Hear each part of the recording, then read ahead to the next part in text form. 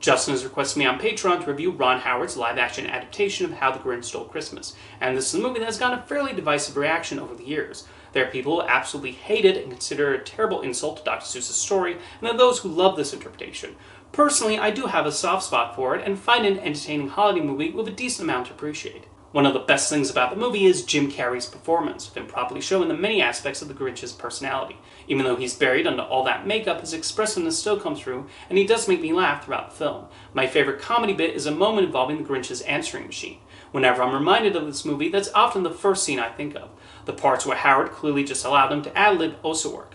I, of course, have to mention the incredible makeup design by Rick Baker. It's some of the best work he's ever done, and he did an exceptional job of translating the Grinch to live action, and he also knew to give Carrey enough freedom to contort his face however he liked. With his voice and mannerisms, Jim Carrey truly does disappear into the role. I've noticed a lot of people seem to view the Grinch as just this evil, horrible villain, possibly because of the song You're a Mean One, Mr. Grinch, but I don't see him that way. He's just someone who finds the Who's to be loud and disruptive, and thinks the love of Christmas is mainly because of material goods. He wants peace and quiet and to be alone with his thoughts, and his neighbors keep making a ruckus and putting up incredibly bright lights. So I genuinely don't blame the Grinch for feeling the way he does. Although the thing that often stands out to me about this version is that the Who's really are loud, disruptive, and their love of Christmas is based on material goods. The Who's are frequently horrible to the Grinch, especially the mayor, and so there's a rooting interest here in hoping he does steal their Christmas. There's a scene in this where he goes on a whole rant about how quickly the Who's tire of their presents and throw them away, and it's absolutely justified. You tell them, Grinch!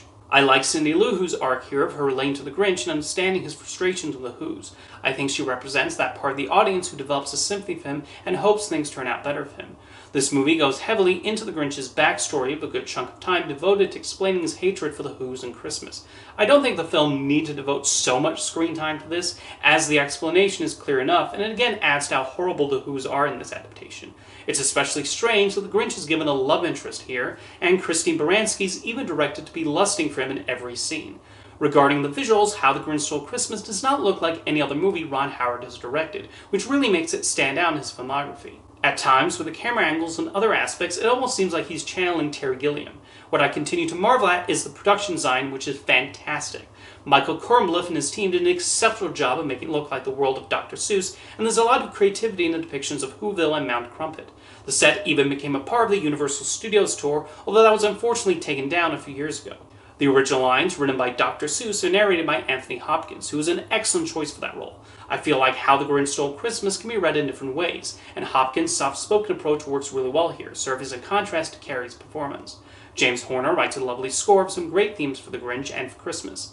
Meanwhile, Are You Christmas is a great song, whether sung by Cindy Lou Who when wondering where the real spirit of the holiday has gone, or by Faith Hill in the end credits.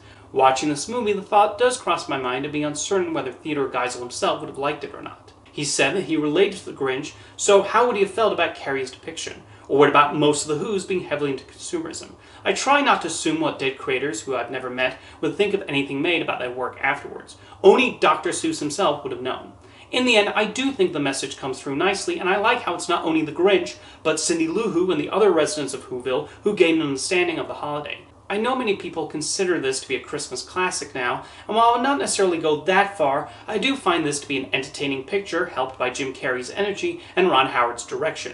Now let me know in the comments what you think of How the Grinch Stole Christmas, and thanks for the request, Justin.